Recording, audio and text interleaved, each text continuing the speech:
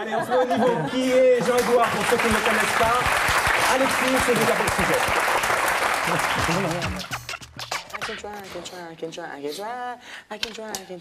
Dès les premiers jours du loft, impossible de l'ignorer, Jean-Edouard est bien le mélomane de la bande.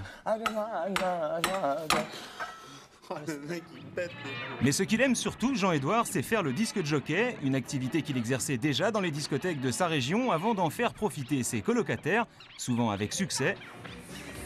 Excepté Loana qui semblait parfois plus sensible au Jean-Edouard de la piscine qu'à celui des platines. Jean-Edouard. Qu'importe, Jean-Edouard a réussi son coup dès sa sortie du loft Bingo, l'attend Cathy Guetta, patronne d'une célèbre discothèque parisienne. Moi, je propose à Jean-Edouard de venir mixer un soir au bain. Et chose promise, chose due. Jean-Edouard a mixé comme ça tout l'été, partout en France, de quoi se faire un nom. D'abord, faut pas dire Jean-Edouard, il aime bien qu'on dise Jed. C'est DJ Jed. DJ Jed, lui, s'est construit une réputation. Il s'est retrouvé à passer les disques dans des soirées derrière David Morales à Saint-Tropez, qui est sûrement un des plus grands DJ du monde. Les gens ne sont jamais venus se plaindre. Et moi, j'ai trouvé au contraire qu'il captait bien l'ambiance et qu'il sentait bien le truc. C'est pas un tricheur, il n'a pas raconté une histoire, c'est pas un scénar qu'il a fait. C'est un vrai DJ. DJ Jed aimerait aussi intégrer le milieu de la musique électronique, la fameuse French Touch. Chaque mercredi après-midi, il assurera 1h30 de mix pour FG, une radio à la programmation pointue et reconnue.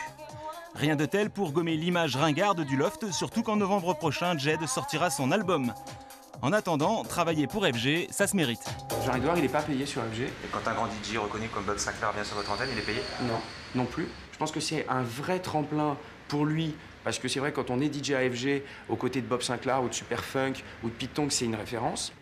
Parallèlement, depuis la rentrée, à l'instar des autres lofters, Jean-Edouard s'applique surtout à rentabiliser sa notoriété. D'abord sur Europe 2, où chaque semaine, il doit présenter une chronique People dans l'émission de Coé. Non, il faut qu'on sorte du loft, là. Là, c'est des trucs... Et après sa première de vendredi dernier, certains réglages sont nécessaires. Chaque matin, Coé réveille des auditeurs au téléphone. Ces derniers doivent deviner qui les appelle pour gagner un cadeau. Devant l'hésitation d'un candidat, Jean-Edouard a tenté une blague. Je vous appelais, alors, dans 2 secondes, vous vous rendormez. Juste pour savoir, d'après vous, qui vous appelle? Je sais pas. Ben Laden. Non. Ça, c'est pas drôle. Ça, c'est pas drôle. C'est vrai qu'en ce moment, c'est pas... Vous voyez, mais encore une fois, c'est sorti complètement naturellement, quoi. Donc c'est ce genre de choses qu'il va falloir arranger. Finalement, pour l'instant, Jean-Edouard a plutôt réussi son après-loft. Seul hic, depuis juillet dernier, il est aussi dans une grande agence parisienne de mannequins. Et en 3 mois, il n'a décroché qu'une double page dans un mensuel inconnu. Et franchement, dans le petit milieu des agents, on n'y croit pas beaucoup. Si Jean-Edouard s'était présenté dans des agences avant même le loft, il n'aurait jamais été pris. Il est mignon, c'est vrai, mais il n'est pas exceptionnel. Il ne rentre pas dans les critères de mode actuels. La question ne se pose même pas, c'est purement une célébrité flash. Voilà. C'est éphémère. Hein. Éphémère, oui. Jean-Edouard, bonsoir, Chloé, salut. Je vous ai entendu ce matin, les deux, sur Europe 2, il paraît que vous flippez, il n'y a pas de quoi. Hein. Non, on n'a pas flippé, non, on a juste prévenu, on était prêts. Nous, on est vous prêts. Êtes prêts. À le hachoir, on est prêts. Nous, on est prêts. Il n'y a pas de hachoir. On peut tout prendre. Vous pouvez tout prendre. Ouais, Prenez Ariane, alors. Non, mais... Maintenant, elle travaille. Elle travaille. C'est classe, ça. On commence par lui, puis vous allez nous expliquer pourquoi vous l'avez engagé sur Europe 2, j'imagine, pour faire un petit coup marketing quand même. Bien sûr que vous, oui. Vous êtes, je m'en doute, vous êtes animateur de la tranche 6h, 9h, c'est pour ça que vous m'avez entendu le matin. Voilà, 6h, 9h, une tranche que connaît bien Jean-Yves. Et vous avez un passé, disons, un peu polémique, parce que vous êtes fait virer de Fun Radio, je le rappelle, et puis après on va... Je me suis fait virer de quelques endroits. De quelques endroits, mais celui qui a fait couler beaucoup d'encre, vous aviez quand même comparé un camp de concentration d'Auschwitz à une maison de campagne à retapé. Ça n'a pas plu à tout le monde, comme dirait l'autre. Non, ça n'a pas plu ni à moi non plus. Mais bon, en tout cas, vous avez été viré. Voilà. Jean-Edouard, quelle image vous pensez avoir aujourd'hui des téléspectateurs? Est-ce que vous pensez que... J'ai l'image de quelqu'un de très populaire, parce que j'ai fait une émission populaire. Ouais. Un peu le côté playboy des bacs à sable qui se tape Loana dans la piscine et qui après la largue. Non, mais vous avez entièrement raison. Que dans la piscine? Non, il n'a pas fait que dans la piscine. Il y a 2-3 autres endroits aussi. Quand je marche dans la rue, il y a encore... Mais les gens, ils sont sympas avec vous alors? Oui, les gens sont très sympas. Les gens sont très sympathiques.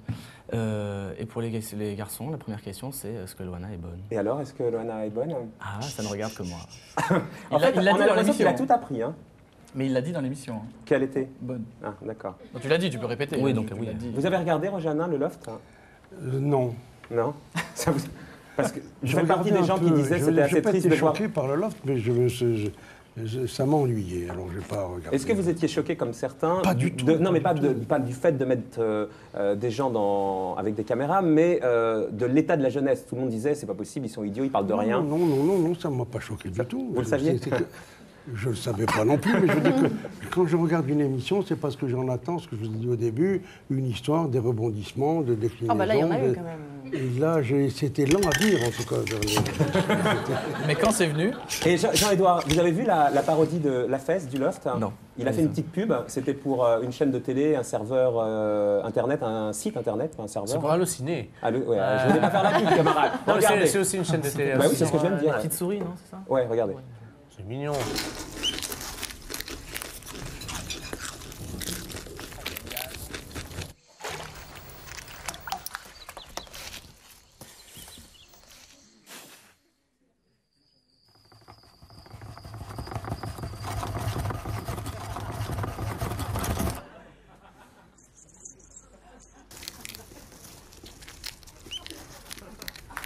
Ouais, c'est assez ressemblant. Jean-Édouard, votre vie, elle a beaucoup changé après le Loft. Elle a plus rien à voir, ouais. Plus rien à voir. C'est-à-dire que vous ne pouvez pas aller à la piscine, dès que vous plongez, toutes les filles sortent, c'est ça? Non, elle rentre. Elle rentre. Non, mais ça vous a pas, par exemple, posé un problème avec les nanas? Parce que quand on voit comment vous comportiez dans le Loft, on s'est dit, ce mec-là, c'est peut-être pas la peine de s'y frotter de trop près. Bah, vous savez, c'est vrai que je ne me suis pas comporté de la meilleure façon, mais autant il y a des filles qui sont... Pourquoi je me suis pas bien comporté? Vous avez tous les deux envie l'un de l'autre? Oui, mais d'après ce que j'ai pu comprendre, enfin moi, c'est vrai que j'ai envie d'elle. Oui, moi j'avais envie d'elle. C'est tout ce que j'avais envie. Elle aussi. Oui. Alors pourquoi vous êtes mal comporté? Dans le sens où ce que je n'ai pas compris, c'est que Loana s'attendait à ce qu'il y ait quelque chose de plus après, alors que moi, je n'avais pas du tout envie de. Comment elle pouvait savoir ça avant? Ah, ça c'est pas moi qu'il faut poser la question, c'est à elle. Mais elle non plus, elle pouvait pas le savoir. Donc vous êtes très bien comporté. Vous avez fait ce que vous aviez envie de faire, tout va bien, non? Moi, j'avais envie de faire la. Tu vois, Mais vous aviez oublié les caméras ce fameux soir ou vous en avez joué? On me pose souvent la question. Ouais, mais Ariane, elle pose souvent des questions qu'on a déjà posées. Je les récupère en général, je les recycle. C'est les mêmes questions que j'entends dans la rue. Hein. Bah ouais. Mais vous savez, ça va s'arrêter peut-être un jour. Ouais, espérons. Ouais. Non, là, une petite anecdote que je racontais très souvent, c'est que quand j'étais dans la piscine avec Loana, j'entendais les caméras qui faisaient bzzz et qui venaient vers nous. Et c'est vrai que malgré tout, on essaye de faire attention aux caméras. Et malgré tout, parfois, suivant ce qu'on fait, on en oublie un peu. Souvent, on fait de l'action, on ne sait plus. Est-ce que le Loft, il est lourd à porter? J'ai lu que vous disiez, par exemple, vous vouliez fermer la gueule à tous les mecs qui disent que vous êtes une merde avant même de vous avoir écouté. J'ai reçu un email, je ne savais pas, d'un type... Ah, je n'ai jamais dit ça. Ah bah, c'était entre guillemets. En tout cas, j'ai reçu un email d'un type qui dit qu'ensuite vous deviez vous produire en tant que DJ au festival de jazz de Montreux. Ouais. Et il raconte que sur scène, le public vous a conspué, vous a jeté toutes sortes de trucs à la figure, canettes de bière, tomates, salades et j'en passe. Il y était. Hein. Cet incident a bien sûr passé sous silence par les médias suisses. Est-ce que ça, c'est un peu compliqué à porter? Ça vous a filé une notoriété pour pas grand-chose, mais maintenant, à choisir, c'est un peu compliqué, non? Il y a du vrai et du faux. Moi, ce que j'ai dit, c'est mon but. Au jour d'aujourd'hui, je n'ai aucun talent. J'ai pas la prétention de dire que j'ai un talent, mais je fais tout pour y arriver. Je travaille pour essayer d'arriver à quelque chose. C'est pour ça que je vais plutôt lentement. J'essaie de me faire discret malgré tout. Et, mais à votre avis, pourquoi vous, plus que quelqu'un d'autre qui ne serait pas passé par Loft? Pourquoi vous auriez plus de légitimité, vous? Le seul truc que vous avez fait, c'est passer par Loft. Parce que j'ai dit que j'avais plus de légitimité qu'un autre. Oui, manifestement, ouais, puisque aujourd'hui, vous accrochez, vous faites de la radio, etc. Vous avez plus de chance, plus de légitimité. Oui. Ouais. Mais souvent, dans notre vie, on a une chance et je pense que par moment, il faut la saisir. Moi, j'ai eu cette chance, je l'ai saisie au bon moment. Je ne pense pas que je l'aurais eu. Et j'essaie d'en profiter un maximum pour essayer de... Mais vous pensez que ça va vous servir ou vous desservir à terme? Parce que quand on écoute par exemple les gens qui ont été filmés dans le reportage, vous voyez ce qu'ils disent, ils disent, bon, même vous parliez de David et Cathy Guetta, on les avait appelés parce qu'ils devaient produire votre disque, ils disent on va attendre qu'il se déloftise et puis on verra après ce qu'on fait avec lui. Est-ce que ça c'est votre obsession aujourd'hui de vous déloftiser? Tout à fait, tout à fait, parce que l'image que j'ai aujourd'hui c'est l'image d'un petit playboy, d'un petit beau gosse qui a tiré Loana dans la piscine. Et moi, mon but, c'est plutôt de me faire reconnaître comme un DJ, quelqu'un qui en veut, qui est battant, qui veut travailler. Et vous êtes un bon réussir. DJ, vous croyez? J'estime être un DJ correct. Quel âge as-tu? 20 ans. Oui, il a 20 ans, attends. Bah, il a 20 ans. Mais non, mais attends. Il a 20 ans, c'est vachement... Mais moi, tu l'emmerdes, il a 20 ans, Jean-Yves. Non, mais je trouve que c'est très difficile de juger à 20 ans. 20 ans, c'est gamin, quoi. On est tout... Non, mais excuse-moi. Hein. Ouais, non, les gamins, Non, attends, excuse-moi. Ça veut pas dire nul, etc. C'est l'inverse. Ça veut dire que t'as...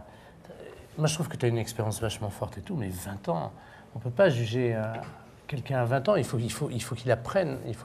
Alors, est-ce que c'est la musique? Est-ce que c'est tout ça? Il va voir. Mais non, ce qui est génial, c'est que tu tu peux, toi, te nourrir de ce que tu as fait, qui est quand même fort, et de toutes les retombées négatives ou positives qu'il a subies derrière, qu'il a engrangées derrière. Mais c'est pas dans le système, c'est pas je vais profiter de ci ou de ça.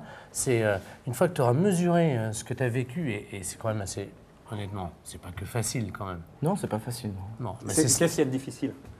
Vous savez, c'est rester 70 jours enfermé dans une... Non, mais le après, pas les 70 jours du loft, ça on a compris. Le après, c'est justement parfois les bêtises qu'on peut voir dans les journaux à scandale qui racontent des trucs qui ne sont jamais arrivés ou des choses comme ça. Sinon, il n'y a rien de difficile. Et financièrement, ça vous a aidé?